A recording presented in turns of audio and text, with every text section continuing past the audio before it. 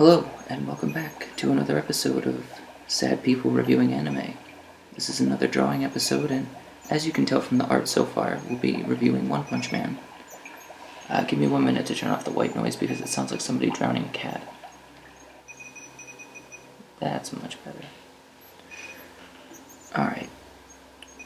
The main thing of One Punch Man that everybody seems to get wrong is the idea that it's just a joke. Oh, it's just a silly joke that makes fun of shonen anime, which, on some level, there's a lot of joking around at the expense of shonen, but it really is something bigger than that.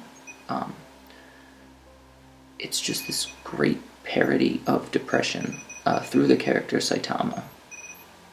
And I'll dig in a little deeper because there's a lot of aspects that kind of come together to reach that conclusion. But I will get back to that. So we start with one of the things that people seem to really dislike about this show, which is the monsters and villains, their motives in the fights.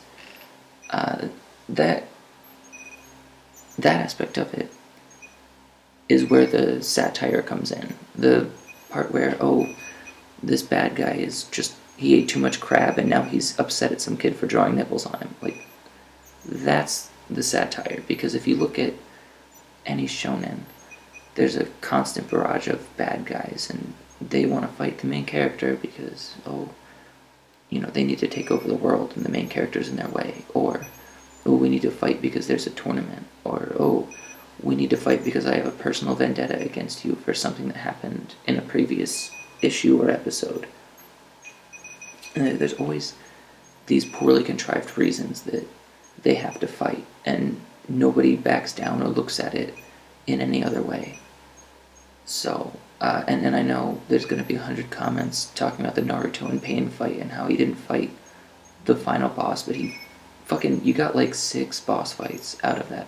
So, shut up, you're wrong. Even the, great and lauded Naruto still had the fan service fight. Don't try to throw that in as a counterexample because I'm going to laugh at you.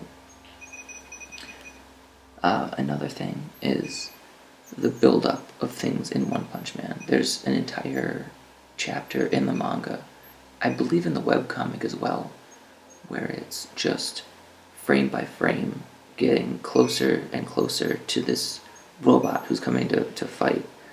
And really it's a fantastically drawn chapter, but it's all in service to this guy just flying over and landing. And there's further along in the manga, without giving anything away, there's this thing that can turn people into monsters when they eat it. And a character decides, it's this chapter of internal struggle. Do I want to become a monster to gain strength? How do I rationalize this with my own humanity, with my beliefs?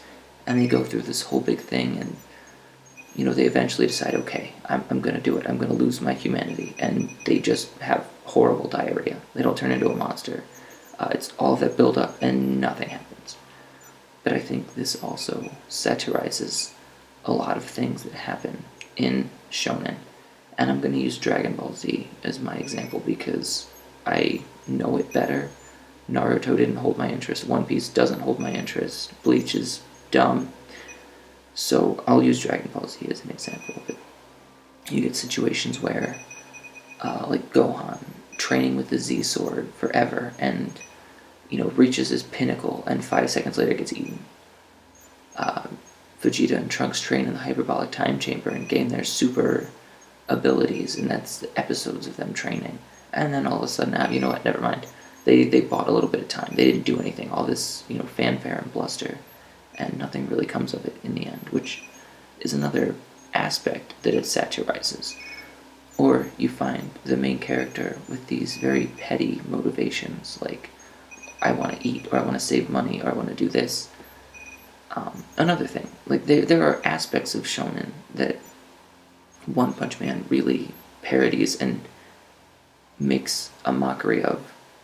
But I think that's all in service to adding some lightheartedness to a really heavy topic of depression. Like, this whole show is all about, Saitama is generally depressed, and to have it focus on that with nothing else would be a really dull and uninteresting read. So to add the jokes to it kind of brings it back up a little bit. Now, of course, the part that everybody wants to hear about is who would win in a fight between Saitama and whoever. Whatever your favorite anime character is. And the answer is that Saitama would win against your favorite anime character, because Saitama doesn't lose, because if he loses, his depression is over. And that's not how it works in the mythos of the series. There's not another series, at least not one that I can think of, where the idea of being stronger than anybody else is written into the character.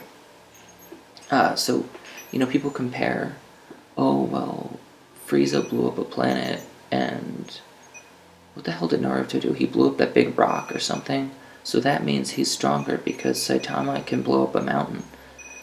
Again, missing the point.